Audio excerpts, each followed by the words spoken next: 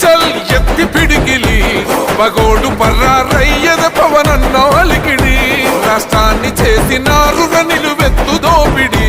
దమ్ముంటే కాసుకొండిర జనసేన తాకిడి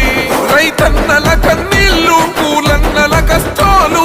చూడగ ఎరుపెక్కినైరా పులికల్లు ఈ రాకసి కొడుకులను రౌడీ పాలనను అంతం చేయగ ఎత్తర అల్లు రివిల్లు ఈ ఆంధ్రుల బతుకులు మార్చే విప్లవ చెగువే